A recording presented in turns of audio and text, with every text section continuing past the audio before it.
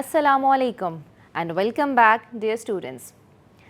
We laid down the intellectual foundation for sustainability, focusing on concepts, ecosystems and the triple bottom line. Today, we take the next step by turning our attention to energy and industry, two forces that lie at the heart of modern supply chains. Think of energy as the currency of motion and heat.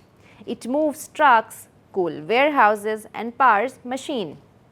Industry, on the other hand, is the engine of growth, organizing labor, capital and resources to produce goods and services. Yet, both also carry heavy footprints, concentrating resource use and environmental impact. So, in this lecture, we will discuss fossil fuel dependence and its risks. Energy's two big roles, go and stop.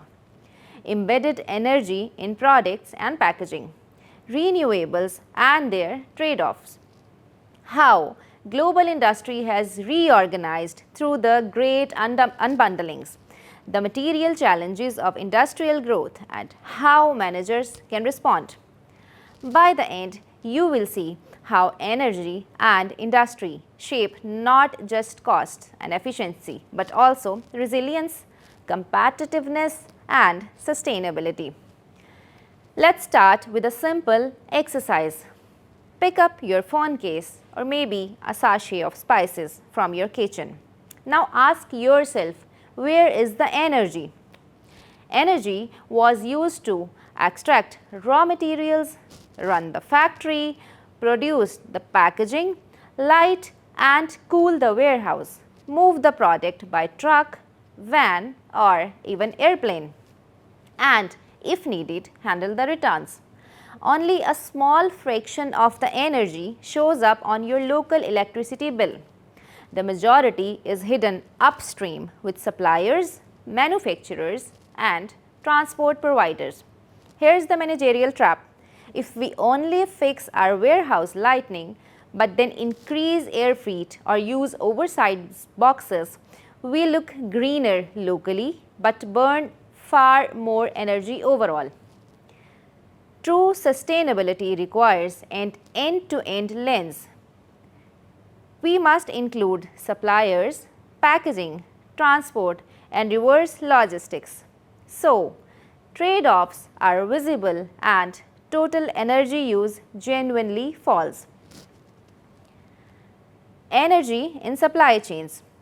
Energy is the lifeblood of logistics and industry, but how it is sourced and consumed determines both business risk and environmental impact. Dependence on fossil fuels. Number 1, oil, natural gas and coal still dominate global energy supply. The issue is not that we will run out tomorrow, but rather that prices swing with politics and policy as much as with geology. For managers, two risks stand out. Price shocks, that is sudden jumps in fuel costs that ripple through transport and manufacturing. Transition pressures, customers, regulators and investors increasingly demand lower carbon operations.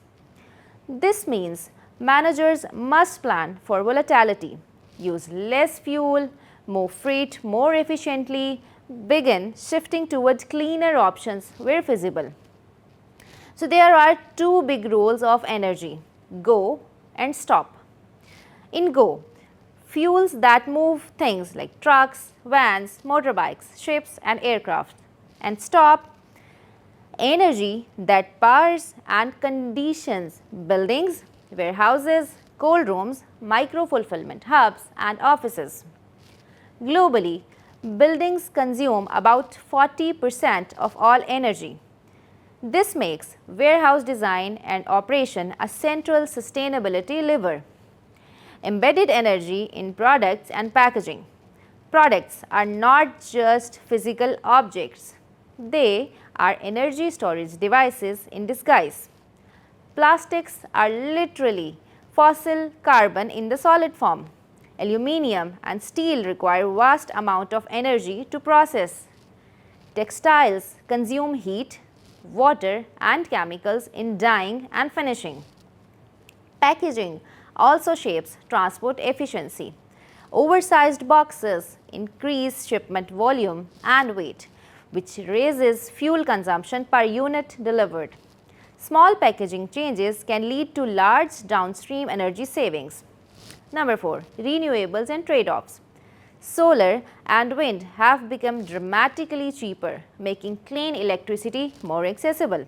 Yet, every renewable choice carries trade-offs.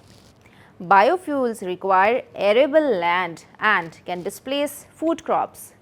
Poor governance may lead to deforestation or water scarcity. The managerial challenge is clean. Don't chase easy wins. Instead, apply life cycle assessment to evaluate options, weigh trade-offs and align decisions with credible targets.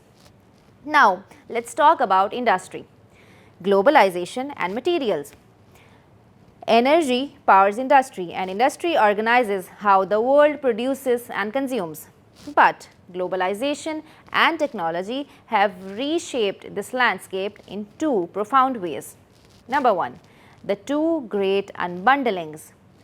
First unbundling is cheaper global transport, especially containerization, allowed production to shift to lower cost locations. Second unbundling. Digital technologies separated tasks across geographies. Design here, assembly there. Back office services elsewhere. Number 2. Resource depletion and peak minerals. Beyond energy, industry depends on non-renewable resources, iron, copper, cobalt and rare earths. Supply risks are not just geological, but they are geopolitical. The British Geological Survey risk list highlights materials where production is highly concentrated. For example, China dominates the supply of rare earth essentials for electronics and renewable energy technologies. For managers, this means exposure to price volatility, export controls, ethical sourcing dilemmas. Then, manufacturing's outsized footprint. Consider the smartphone. Around 80% of its carbon footprint occurs before it reaches the customer in mining, refining, semiconductor fabrication and assembly. This tells us something very crucial.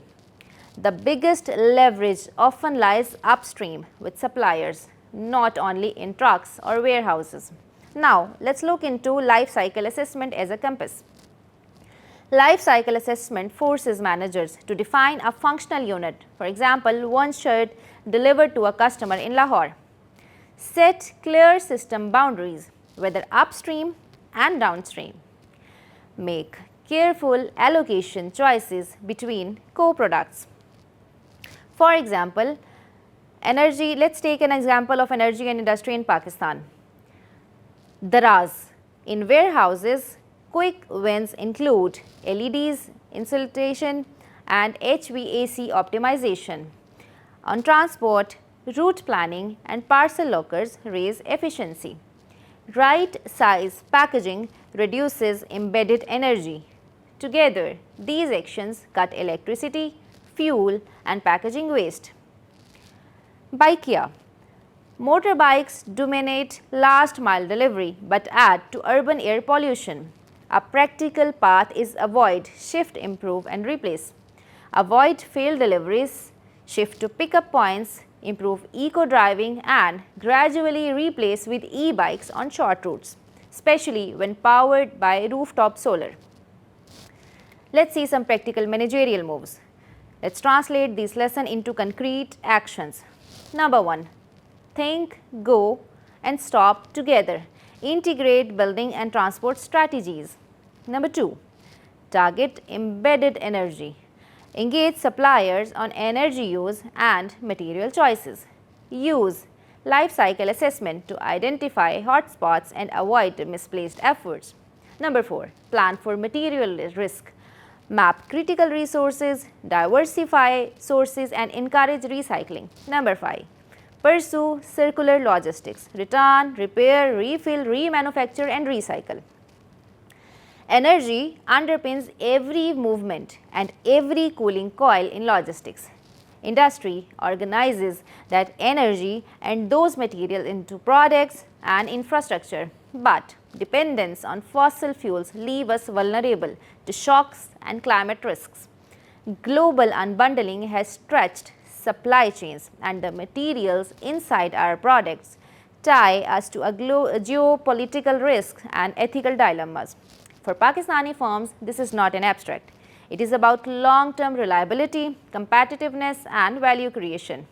In your project work, I would like you to pick one product flow, a Draz urban delivery route, a Khadi fabric dyeing step or a Shan Foods cold chain line.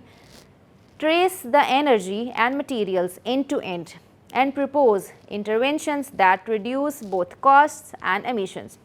That's sustainability science moving from theory to management practice. Thank you so much.